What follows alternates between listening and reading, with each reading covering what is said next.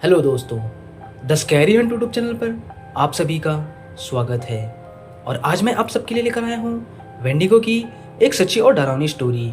तो चलिए इस स्टोरी को स्टार्ट करते हैं। मेरा नाम आइजैक है और मैं कोलोराडो में रहता हूँ। और आज मैं आप लोगों को मेरे साथ घटी एक बेहद ही खौफनाक घटना के बारे में बताने जा रहा हूँ, जब मेरा एक वेंडिगो से सामना हो गया था। तो ये घटना तब की है जब मैं 15 साल का था। तो एक दिन मेरे मम्मी और पापा मुझे मेरे दादाजी के घर छोड़ गए करीब 2 दिन के लिए। मैं वहाँ रुकना तो नहीं चाहता था, लेकिन मुझे वहाँ रुकना पड़ा। मुझे मेरे दादाजी बिल्कुल पसंद नहीं है, क्योंकि वो हमेशा मुझे चिल्लाते रहते हैं और वो कभी कभी मुझे चाटे भी मार देते हैं मेरी एक छोटी सी भी गलती पर। इसीलिए वो मुझे पसंद नहीं है। एक दिन तो ऐसे ही बीत गए। फिर अगले दिन शाम को मेरी एक छोटी सी गलती पर वो मुझे ज़ोर ज़ोर से चिल्लाने लगे और गुस्से में आकर उन्होंने मुझे 2-3 चाटे भी मार दिए। उस टाइम पर मुझे बहुत गुस्सा आया और मैंने गुस्से में अपने दादाजी को बहुत उल्टी सीधी बातें बोली और अपने दादाजी के घर से निकलकर बाहर के जंगलों की तरफ आ गया।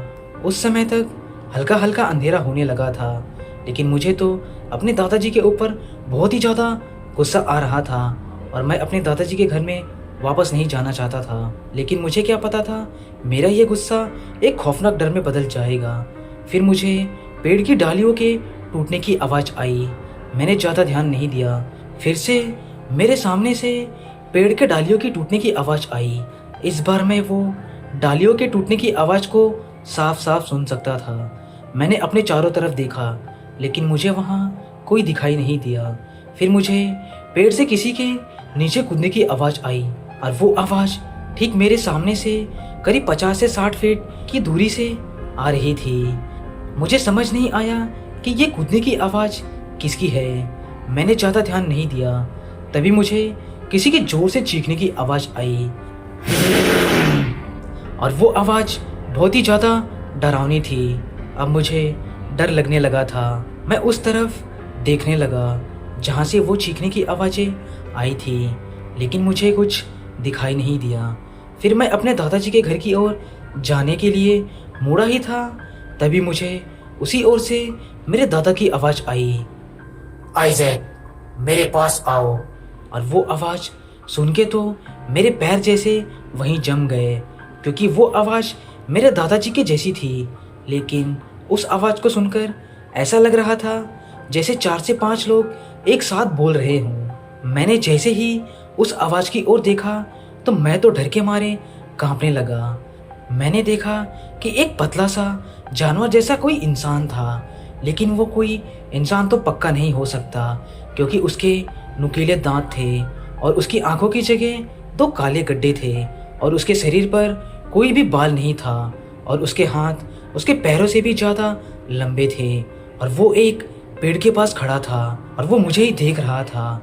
फिर वो धीरे धीरे मेरे पास आने लगा और ये सब देखकर मेरे पैर तो जैसे वहीं जम गए और अपने आप को डर के मारे मैं हिला तक नहीं पा रहा था। फिर मैंने अपनी पूरी ताकत लगाई और वहाँ से भागने लगा और भागता हुआ अपने दादाजी के घर के पास जाकर रुक गया। और जब मैंने पलट कर देखा तो वो शैतान उन्हीं झाड़ियों के पास खड़ा था और उसे देख मैं और डर गया।